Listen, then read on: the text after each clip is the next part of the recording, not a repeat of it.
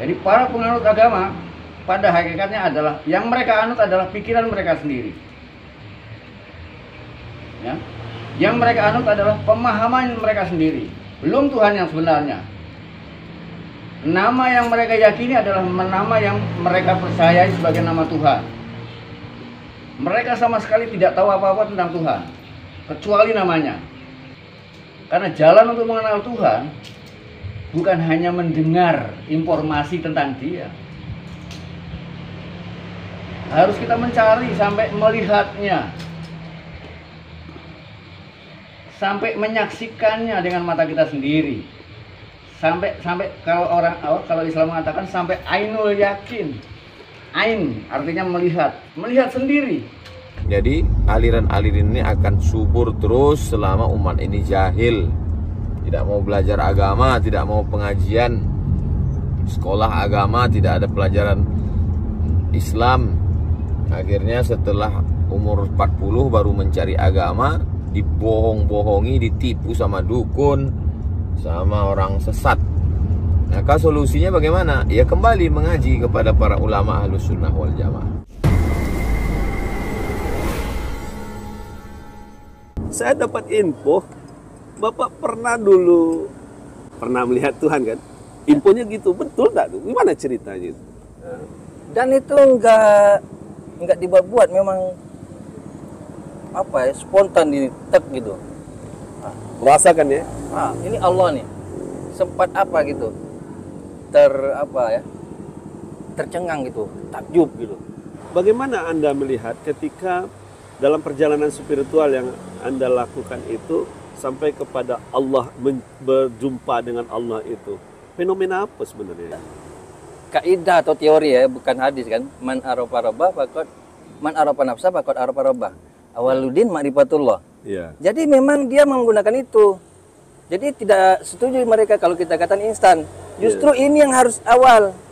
Kenal diri, baru kenal Allah. Ya, awaludin ma'rifatullah. Iya. Orang yang beragama itu kenal Allah dulu. Iya. Kalau nggak kenal Allah berarti nggak beragama. Jadi kenal Allah dulu.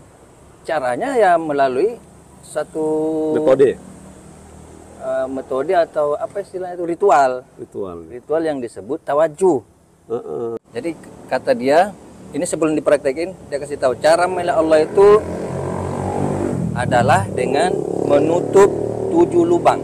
7 lubang ini kita tutup, yaitu telinga pakai ibu jari ini, jempol ya, mata telunjuk tutup, lubang hidung, jari tengah ya. Kan sudah 6 menit. Baru mulut satu ini dijepit sama 2 ini. Jadi kita tutup 7 lubang itu dengan apa? Ditanya nih. Dengan 10 jari kan? Iya.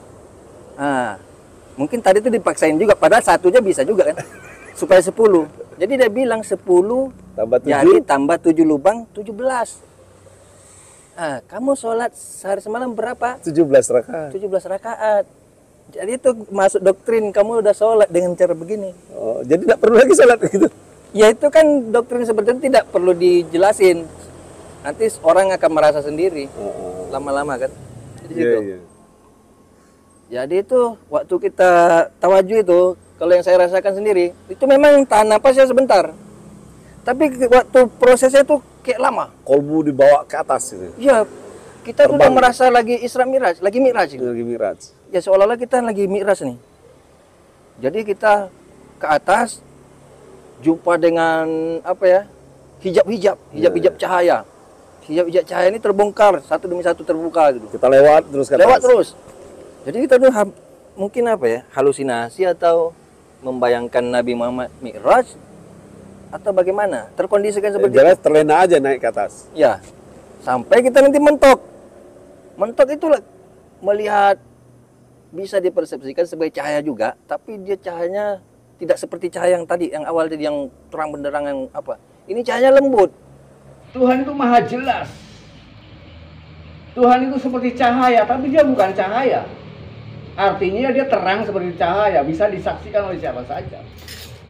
Dan waktu itulah di sini. Tek gitu. Allah. Oh, terkontak di dalam apa tuh ya? Pas lihat itu, tak, Allah. Kita lagi gini, udah nggak sadar ini lagi gini nih, udah lupa gitu. Dan seperti nggak ingat lagi dengan napas ini. Pokoknya proses itu kita nikmati gitu. Kayaknya lama gitu. Itulah Allah katanya. Masa. Kata saya nih gurunya nih. Itulah Allah, itulah Tuhan kamu, itulah yang harus kalian ingat waktu sholat. Sekarang udah lihat Allah nih, baru bisa ingat. Nah, ini udah makrifatullah. Iya. Jadi kenapa langsung ke situ? Karena memang teorinya dari situ. Awaluddin makrifatullah. Iya, iya. Jadi dia bukan, kalau kita bilang orang ini instan, dia pasti membantah. Ini bukan instan, ini teorinya yang begini. Pernah di samping dengan guru tadi, dengan mursyid tadi, di rumah dicoba juga untuk praktek. Karena memang dia bilang gini, setiap habis sholat, kalian tawajuh. Ada kan pelan-pelan tuh nyuruh kita ninggalin. Jadi gitu, setiap habis sholat kalian tawajuh. Tapi ini rahasia, tawajuh ini. Jadi kalau kita biasa sholat di masjid, ya kita udah nggak mau ke masjid lah. Ini yang mau kita lakukan habis sholat rahasia. Sholat kita di rumah. Secara tak langsung menyuruh orang supaya meninggalkan masjid. Iya, gitu. Sholat di rumah, karena nanti ada tawajuh itu setelah sholat. Sholatnya orang syariat itu kelihatan di mata, ketok. Tapi sholatnya orang torekot itu nggak ketok. Sudah nggak kelihatan lagi. Iya. Wudunya orang syariat itu ketok. Ya, wudunya orang syariat itu ketok. Tapi wudunya orang torekot sampai makrifat itu nggak kelihatan. Jadi tengok aja nanti kalau ada orang baik-baik, saudara kita nih, ada saudara saya yang kena juga 2 orang lagi. Sampai sekarang belum tobat? Belum.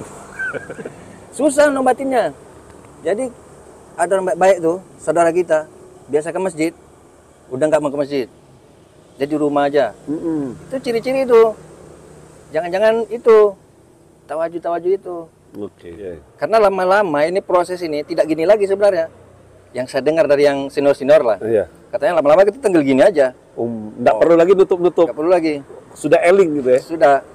Ya elingnya bukan ingat aja tapi nampak. Iya. Ini nampak Allahnya. Jadi setelah nanti itu ujung-ujungnya kan kita di rumah aja rahasia. Nanti kan kembali ke tadi. Lu udah sholat dengan 10 tambah 7 udah sholat. Datanglah iblis ya kan. Bodoh kali kau. Iya. Inilah amalan aku dulu. Siapa tahu kata iblis gitu kan. Iya. Kau udah nampak Allah. Udah mi'raj. Nah, itu syariat itu. Itu cuma nanti timbullah ada, mungkin itu diantara orang itu istilah orang syariat, orang hakikat, orang makrifat. Mungkin itu istilah-istilah yang dipakai orang itu juga. Orang-orang yang sejenis gitu. Yang nggak perlu lagi syariat, udah nyampe kok gitu kan. Nah, mereka juga selalu merujuk ke itu. Ayat Allah nurus samawati wal ard. Allah itu nur katanya. Padahal kalau kita lihat tafsirnya kan bukan begitu. Nur itu kan sifat Allah juga. Tapi mereka sudah zat Allah itu nur. Jadi mereka ini menyembah cahaya. Ini fenomena mencoba untuk beragama secara instan dah menurut kita ya. Beragama bagaimana usul dengan Allah, bagaimana ma'rifatullah dengan cara cepat. Ketika bertemu dengan guru-guru spiritual yang cocok dengan dia, maka mereka itu akan ikut dan patuh. Memang itu naluri yang positif. Maka inilah pentingnya guru yang mengajarkan syariat. Iya. Kalau kita tak bersyariat dahulu, tak duduk syariatnya, langsung ke makrifat itu banyak masalah itu. Dan nggak bakal bisa tanpa syariat orang bermakrifat tak bisa. Iya. Sementara mereka langsung bermakrifat tanpa memahami syariat, tanpa memahami apa itu akidah. Akidah awal kan. Supaya matang di akidah, sehingga ketika orang mencoba membelok-belokkan dengan usul secara cepat tadi itu, dia langsung terbantah. Apalagi ketika menyebut Allah itu berbentuk cahaya, berbentuk apapun, langsung terbantah. Persepsinya bukan sifat, zat yang dia buat. Padahal dia membendakan kan, mensifatkan. Jadi zat yang dia sifatkan. Ujung-ujungnya sebenarnya mujasimah. Mujasimah, tapi seolah-olah apa rohania gitu. Seolah-olah ini gerakan rohani, tapi rupanya mujasimah juga. A, tidak. T, Tuhan. Is, keyakinan. Ateis, keyakinan yang meyakini tak ada Tuhan. Jadi ateis itu sendiri pun terpecah beberapa mazhab. Salah satunya gnostik. Satu, meyakini ada Tuhan, tapi Tuhan yang tidak diikat oleh satu agama. Maka muncullah apa kata dia, aku percaya kepada Tuhan, tapi aku tak percaya pada agama. Tuhan terlalu sempit untuk dilabeli satu agama. Lalu kemudian yang satu lagi adalah betul-betul ateis murni. Kata dia tidak ada Tuhan, pokoknya alam ini terjadi begitu saja dengan sendirinya, tak ada yang mengatur. Lalu kemudian kelompok ini di zaman Nabi pun sudah ada. Waktu turunnya Al-Quran, zaman ini disebut, kelompok ini disebut dengan kelompok Dahriyun. Dahriyun diambil dari kata dahar. Dahar bahasa Arabnya zaman. Namutu, kami mati, wa nahya, kami hidup, wa ma yuhlikuna illad dahar. Ayat Quran. Kami mati, kami hidup, yang membinasakan kami hanyalah masa. Itu menunjukkan bahwa ateis sudah ada zaman Nabi. Jadi kalau begitu dalam waktu ketika Nabi diutus itu, di Makkah Madinah itu ada Yahudi, ada Nasrani, ada musyrik yang percaya kepada Allah tapi menyembah Lata, Uzza, Manat, Hubal, Jabat, Tagut. Ada satu lagi kelompok Dahriyun yang tak bertuhan tadi. Kita hanya disuruh menengok tanda-tandanya, tanda-tanda adanya Tuhan itu. Maka kita disuruh inna fi khalqis samawati, dalam penciptaan langit, wal ardi, pencipta bumi, wa fil laili wan nahari, wa ikhtilafil laili wan nahari, la ayatin, tanda-tanda. Percaya kau Ustaz Somad itu ada di Pekanbaru? Percaya? Dari mana kau tahu Abdul Somad itu ada di Pekanbaru? Kulihat ada jadwal YTWU. Percaya kepada Allah, melihat tanda-tanda, maka disebut dengan alim. Tahu dia. Tapi yang satu lagi enggak. Kau tahu Ustaz Somad itu ada di Pekanbaru? Tahu? Dari mana kau tahu? Aku jumpa sama dia, sama-sama kami baca tadi, makan kami sama dia, bersalaman dengan dia. Orang yang berjumpa dengan pengetahuan itu disebut dengan arif. Jadi orang belajar tauhid wujud qidam baqa itu alim. Tahu Allah karena tanda-tanda, indikasi. Sedangkan orang tasawuf selalu disebut arif billah. Maka disebut al-alimul allama, Tuan Syekh kami al-arif billah. Karena dia mengenal Allah dengan cara riyadhah, melawan hawa nafsu. Jadi kalau orang mau minta bukti mana Allah itu ada, pernah yang ditantang itu imam namanya Abu Hanifah, Imam Hanafi. Hanafi, kalau memang Allah itu ada, mana dia? Kata Imam Hanafi, coba kau tengok perahu. Ya. Pagi perahu itu pergi ke pulau, membawa sapi, membawa kambing, membawa daun-daun, membawa sayur-sayur ke pulau sana. Ya. Setelah itu sore balik perahu itu kemari. Ya. Mungkinkah perahu yang secantik itu, sekecil itu bisa berlayar ke pulau dan balik tanpa ada nakodanya? Kata orang itu, mana mungkin? Kalau perahu sekecil itu mesti ada nakodanya, mungkinkah perahu sebesar alam semesta ini teratur begitu indah tanpa nakoda? Jadi dia tak pakai ayat, tak pakai hadis, karena berhadapan orang macam ini memang tak bisa pakai ayat, tak bisa pakai